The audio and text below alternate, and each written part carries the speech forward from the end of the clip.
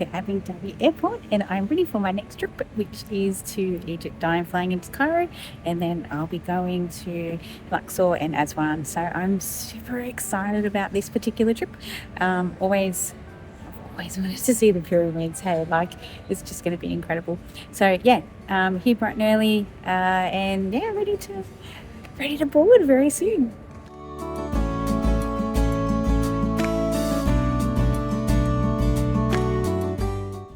We were sitting across from a cabin crew member who was finishing his trip and staying in Egypt. He so graciously took this video for me. He was from Cairo and kept pointing out the places he recognised. We arrived at Sphinx Airport, which is on the western side of Cairo. It has only recently been opened. ATMs and visa services are available there. However, at the time I was there was no Wi-Fi.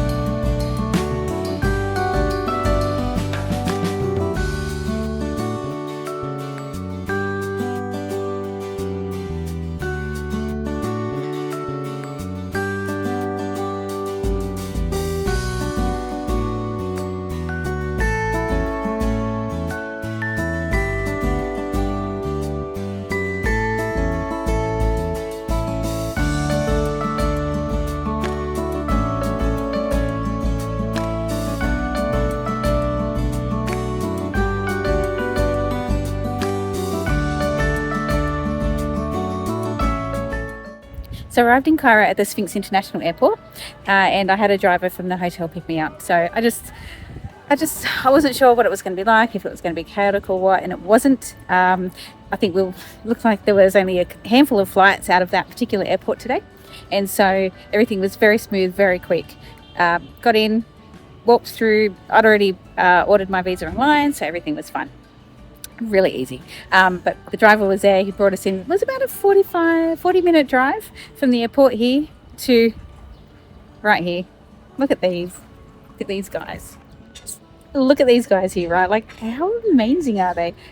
So anyway, this is the terrace of the hotel that I'm staying at, and I did pick the hotel specifically for its location. So I just wanted it to be really easy and accessible to the main attraction, the star attraction. So I'm just going to grab an Uber and head off into the city and go to the museum. Yeah, so I'm really looking forward to that.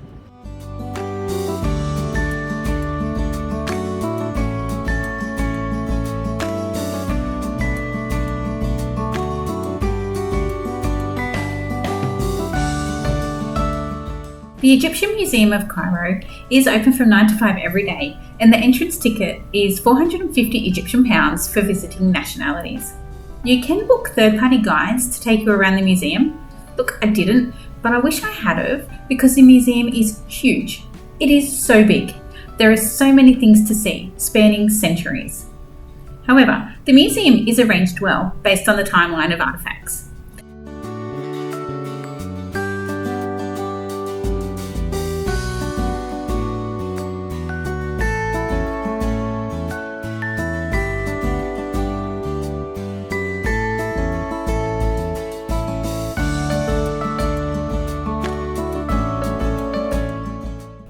There are 2 floors of exhibits, which are connected by stairs, so if you do suffer from mobility issues, you may have trouble getting up to the 2nd floor.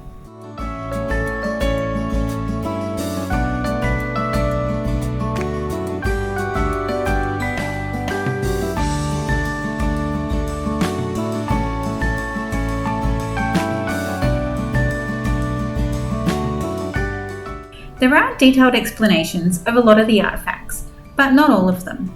You can check out the official website prior to going, or even while you're there, to see what the highlights of the museum are.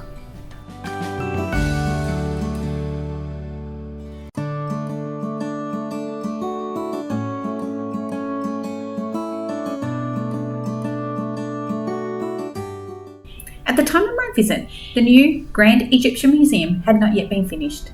My understanding is a lot of the display pieces will be moved there once it is ready for opening. My favourite exhibition is, of course, the Tutankhamun Gallery. You are not allowed to take any photos or videos in the gallery, which is understandable because it gets very busy in there and it would only make it busier.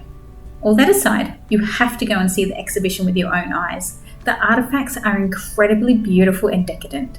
Just to note, his mummy is not actually here in the gallery. It is still in his tomb in the Valley of the Kings.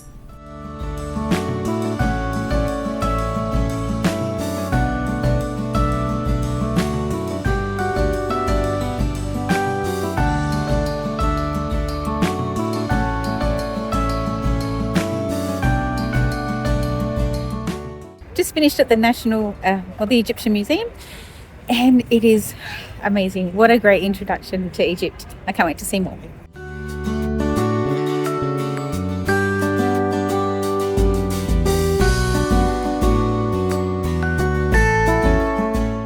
After the museum, we've come back to the hotel and just for a rest. So we have started quite early this morning with an early flight, and we're a little bit tired. So the museum was great. Really enjoyed it. So one of the things though about the museum is that it probably would be a good idea maybe to have a guide. I didn't have a guide, and so I felt like maybe I was missing out on a lot of the contextual detail of some of the sarcophaguses, or just the hieroglyphics, or the statues and that type of thing. So it might have been a good idea to have a guide. So there was some information that was really interesting to read along the way, but as for each individual item, there wasn't necessarily a lot of information. But it was also probably a good thing, because the museum is huge. Like, it's really big, consists of so many rooms. There's so many artifacts that I think if you were sitting there reading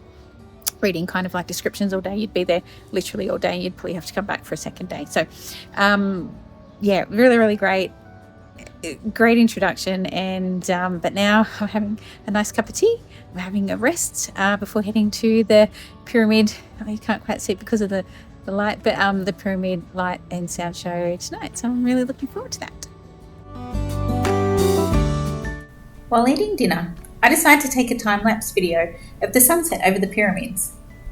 I was expecting more from the sky, but it just wasn't as brilliant as I would have liked. But it was still a beautiful sunset. On the agenda tonight is the light and sound show at the pyramids. I booked the tickets online because I wanted to make sure that I was able to get good tickets. I did get the VIP ones, so they were a couple more dollars. Meant to, I think, get a drink or something with it, but you do get the front row seat, so I'm really excited by that. But yeah, it's 8:30. It's supposed to go for an hour, so we'll see.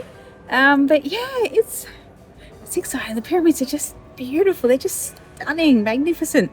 So let's get into it.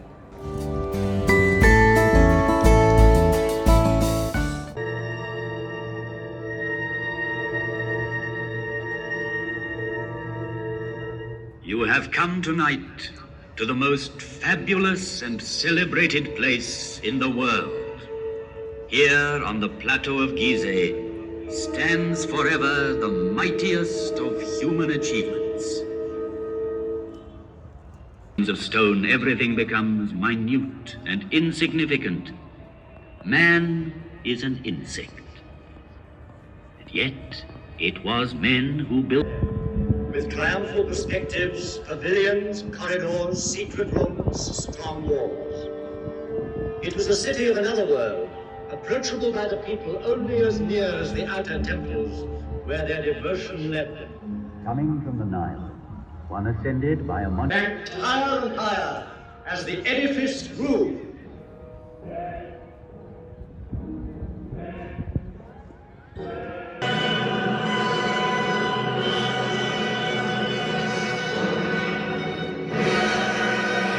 I've just finished at the light and sound show with pyramids, and there is another show now. I think it's in Arabic. So after the English one, there's an Arabic. So it was actually really interesting. It kind of reminded me of some like dramatized 1970s documentary. So it was kind of cool. I enjoyed it. I did learn some stuff, and I think it's all part of the experience, right? So I think it's a good thing to do. Anyway, I'm going to head back to the hotel. It's a bit cold and windy, and and go and sleep for for hours because I'm exhausted. What a great first day in Cairo and Egypt. Love it. It is super windy here today in Cairo. So anyway, today is day 2. I've woken up, we've had some breakfast. It was absolutely stunning. It was all homemade, and it was beans, and it was just everything just delicious. So this morning we are just waiting to go on a tour. We are going to the Giza plateau. We're going to see the pyramids today, and I cannot wait. So it's just a tour that was organised through the hotel. The hotel has booked it for us, so I don't know if it's a private tour or if it's a group tour or what, but I'm just so looking forward to seeing and learning, because we're going to have a guide with us as well, so just learning more about this amazing country and amazing, wonder of the world.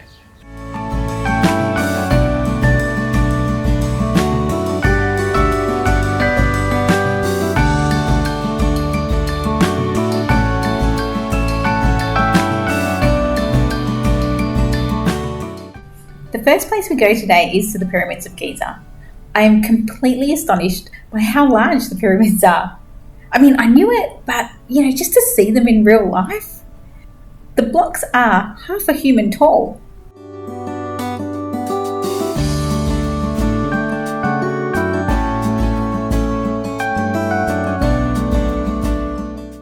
Our guide advises us not to pay the additional money to go into the pyramid here, as we will go into a pyramid later in our tour. We do walk up and past the entrance though, but you don't really get to see much.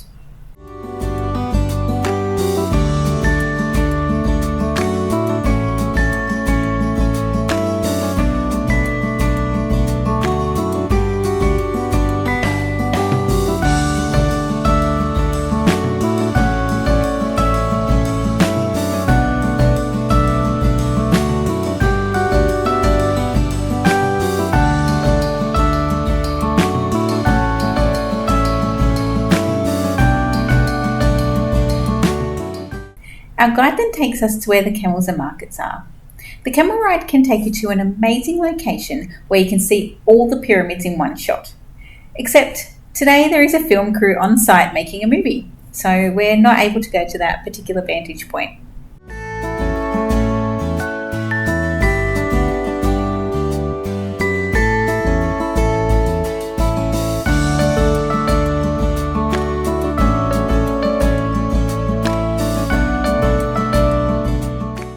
After the camels, we are then taken to the Valley Temple of Khafre.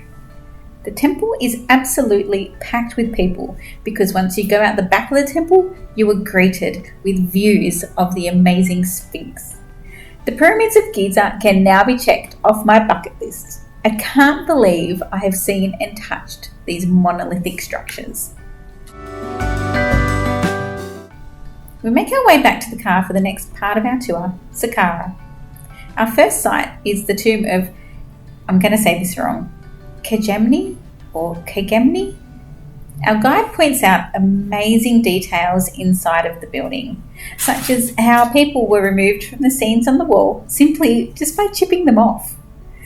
We are also shown the room where there is a checklist of offerings on the wall, and some of the scenes still retain their colouring to this day.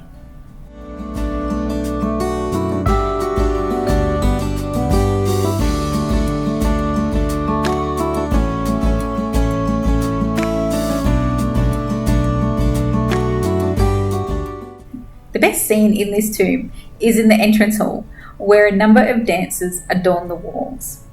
This was my first look at such ancient and amazing artifacts, and I am simply blown away.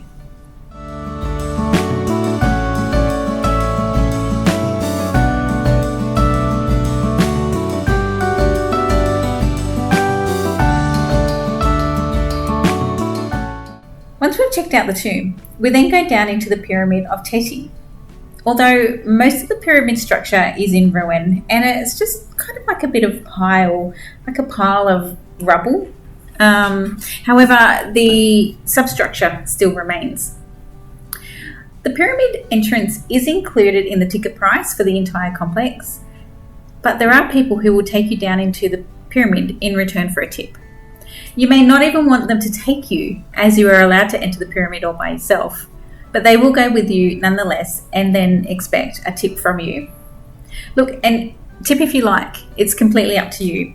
Our guide told us not to give them any money, but like I said, do whatever you feel is appropriate. The walkway through the tomb is rather small, so if you have a bad back, your back might not like the trek in and out because you are hunched over. But once you're down there, there are 2 rooms off the main entrance hall. The fascinating part is the ceilings, which are painted with stars. There is a sandstorm and it is starting to really blow in now. So we retreat to the car and make our way to Memphis, to the Rahina Museum that houses the gigantic Ramses II statue. Memphis is special because it is the ancient capital of Egypt, when one king, Seletus, ruled both Upper and Lower Egypt in the 16th to 17th centuries BCE. It is also famous because it is here that a statue of Ramses II was found discarded. It is said that the statue was discarded because of a fault when it was being carved, and that fault is that he has 2 belly buttons because the first one was placed in the incorrect location on his stomach.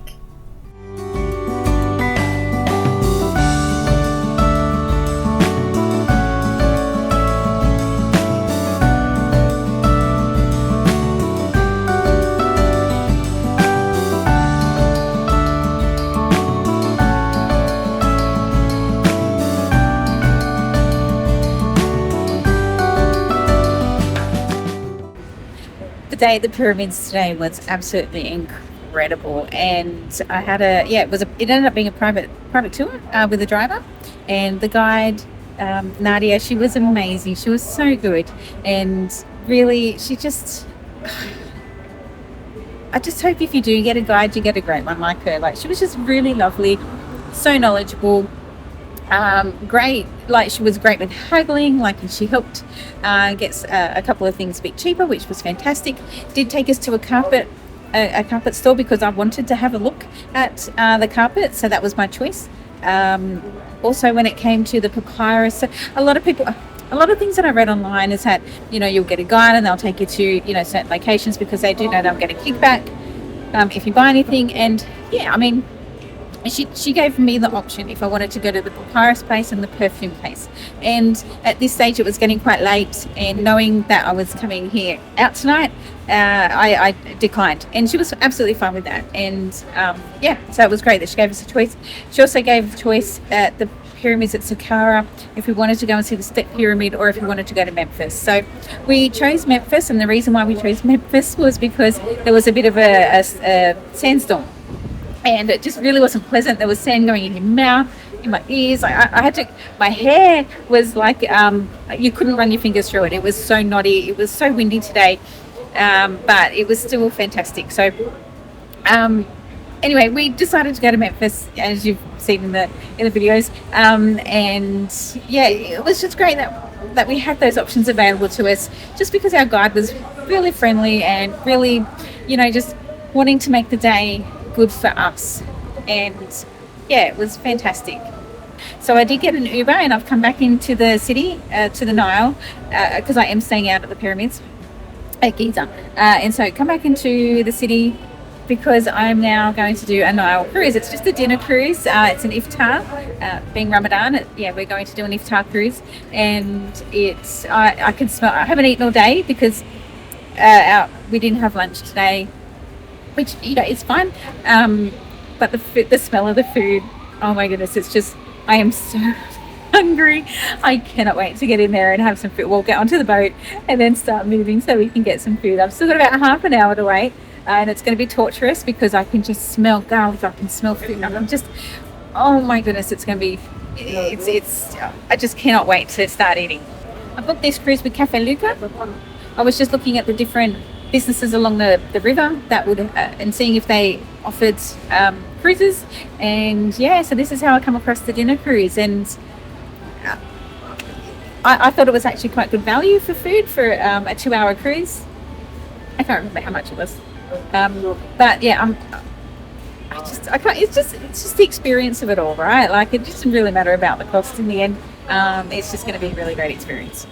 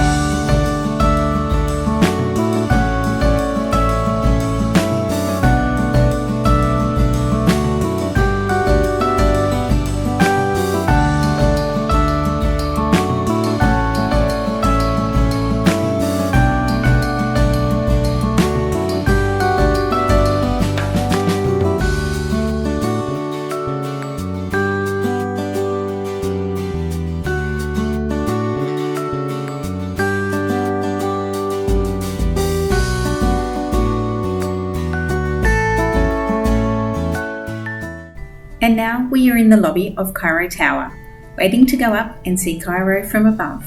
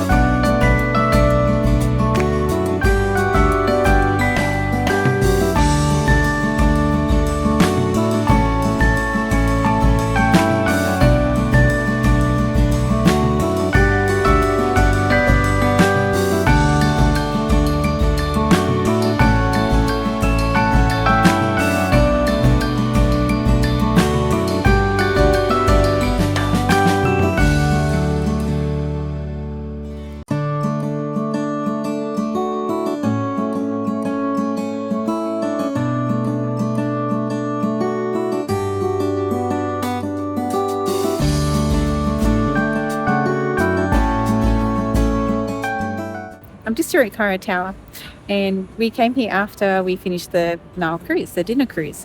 And the dinner cruise was incredible. The food was amazing. There was so much of it.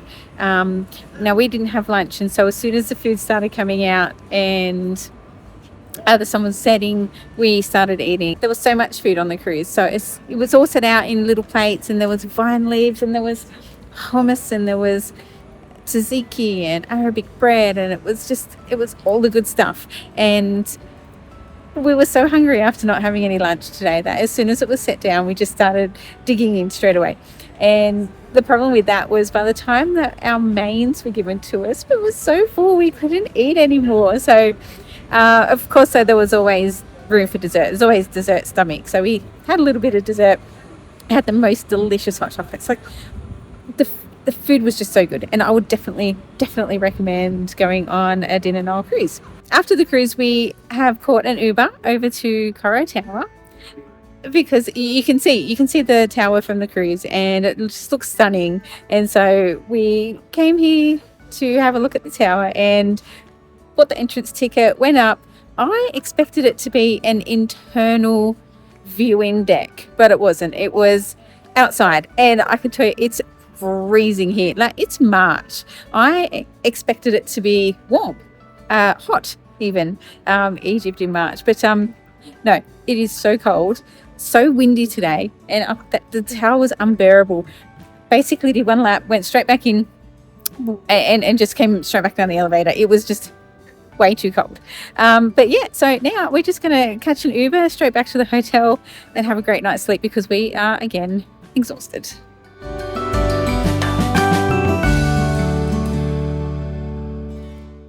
Day 3 starts by a visit to the National Museum of Egyptian Civilization. This museum houses the pharaonic mummies, with one notable exception, Tutankhamun, who is laid to rest in his original tomb in the Valley of the Kings.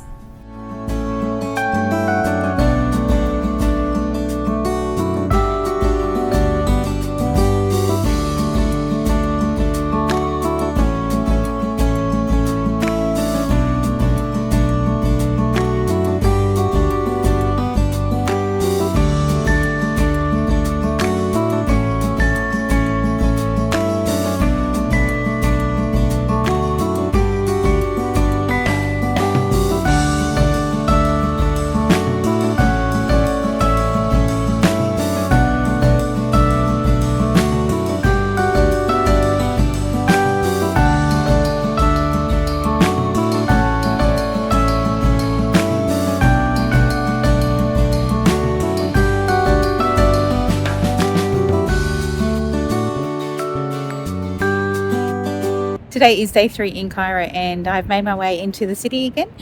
Look, in hindsight, which is always a wonderful thing, I probably would have booked a hotel in the city.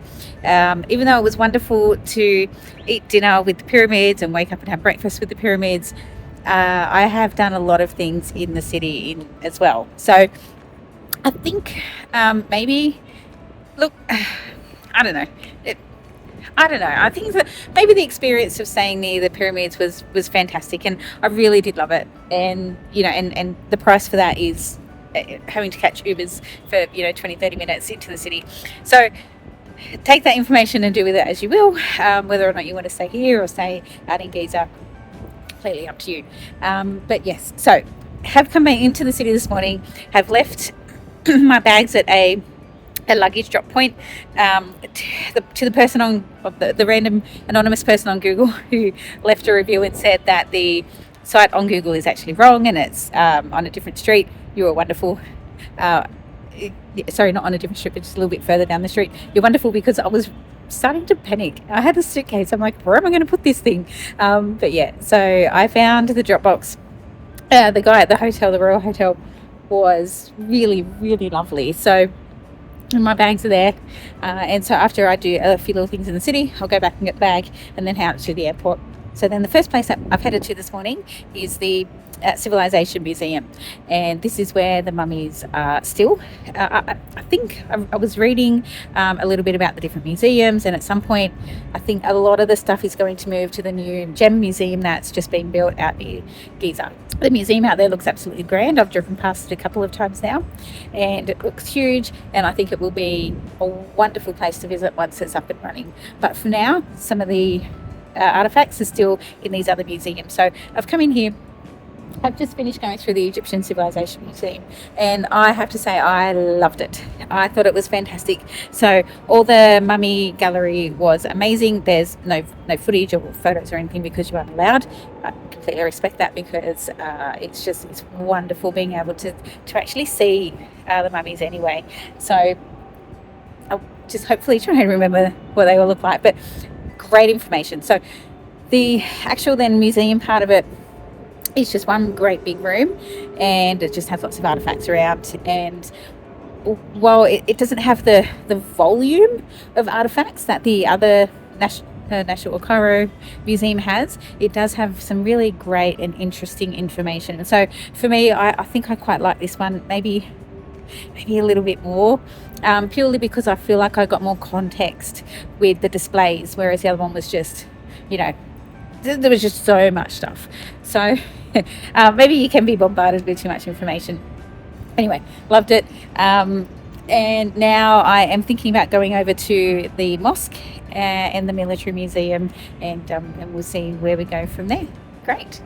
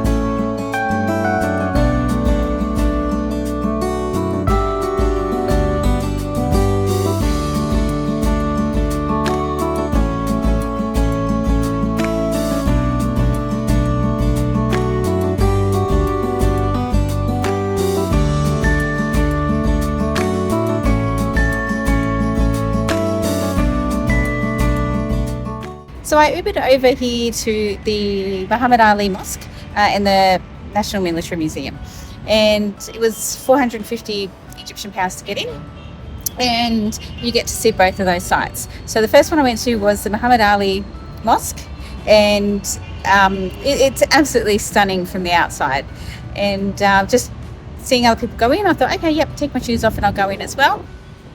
And lovely courtyard, but the magic happens when you actually go inside the building.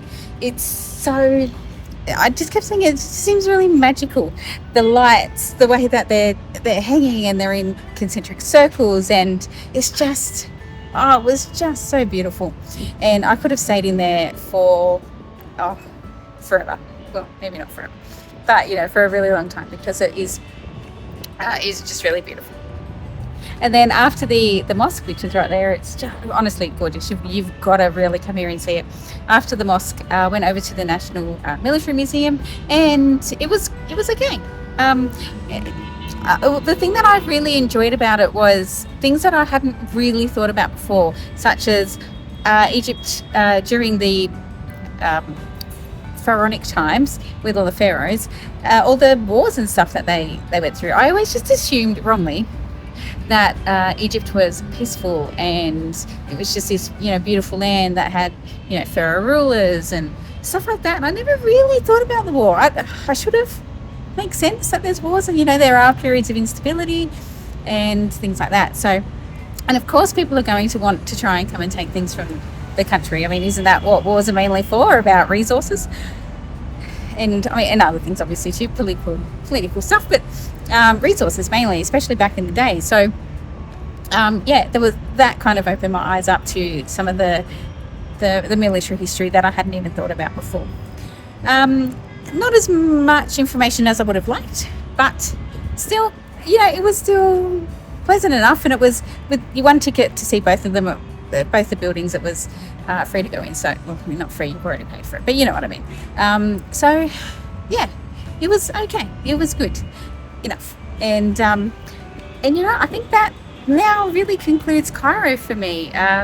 Just going to go back, pick up the bag from the bag drop, and then make my way out to the airport for the flight out to Luxor tonight, going on a 3-night cruise. So that should be amazing, and I'm really, really looking forward to that part of this trip. But Cairo has been wonderful. I've really enjoyed it. I definitely recommend all the places that I've seen, and yeah, you just got to do it.